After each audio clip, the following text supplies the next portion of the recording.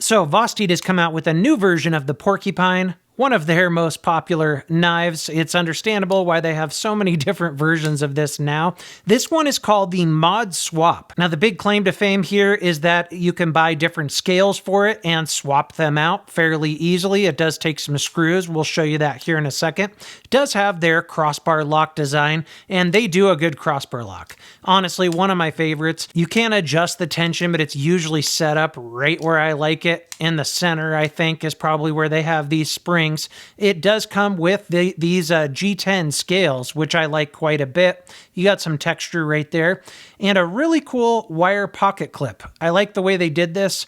It's a wire clip, but they dressed it up just a little bit with this piece right here and a logo on it. This is their white box. So usually the white box seems to have a little bit nicer steel. These do have 154 cm. I think they're around 80 some bucks or so for just the knife, and then you can buy scales for it, which are around 45 bucks. Color accents on the thumb studs, and I do like the thumb stud version better on the Porcupine than with the holes. I just think that it's easier to deploy. And on this one, it's more of a clip point. You know, it's like their drop point, but just takes a little bit off right there. So for example, here is the drop point design, and you can see it right here, instead of it rounding there, it has just that clip right there. And this one does have a black 154 cm blade, PVD coating, I'm assuming. I like the way they did a filler tab on this side. You got a lanyard hole right there, couple offsets, and the lanyard tube, which has a color to it. And we're gonna swap the scales out here in a second, but I wanna weigh this. It feels maybe a little bit heavier than some of the other Porcupines,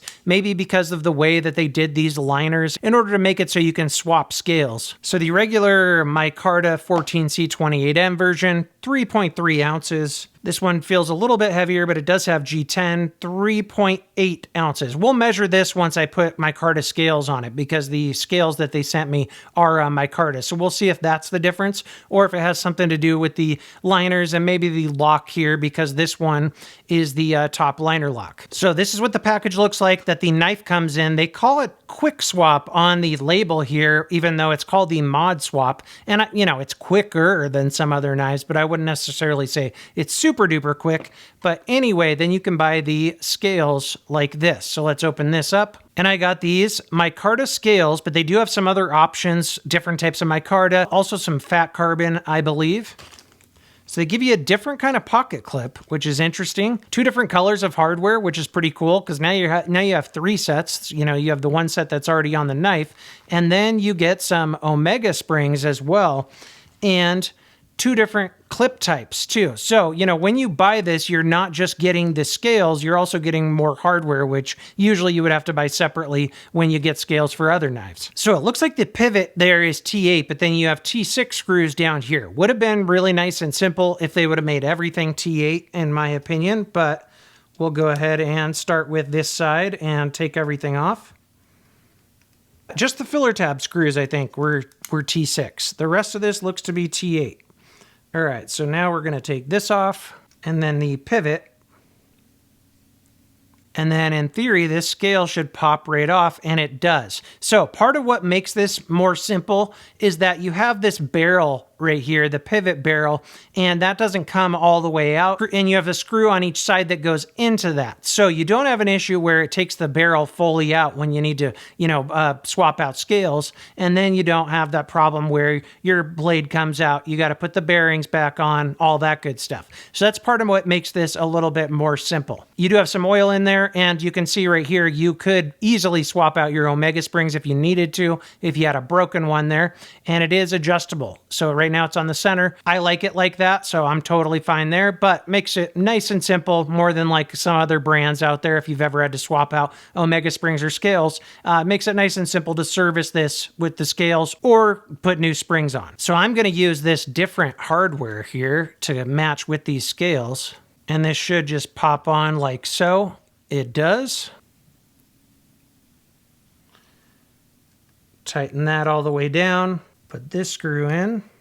And they even give you a different filler tab color in here. So I guess if I'm going to do that, I probably am going to want to use the silver clip as well. But I don't know, you could kind of mix and match. So, you know, you're going to have the black blade, you have the black crossbar lock right here. So I could potentially keep the black filler tab in here and still use the wire clip. Decisions. I think that's part of the point here, to kind of, you know, let it so people can mix and match. They even give you different thumb studs, but now I'm thinking, you know, silver with the black. I'm not sure if I would like that look or not, but we're going to play with it. I changed my mind. We're going back to the black hardware. So I think this is what, you know, people would experience here. They would kind of play around with it and figure out what they like.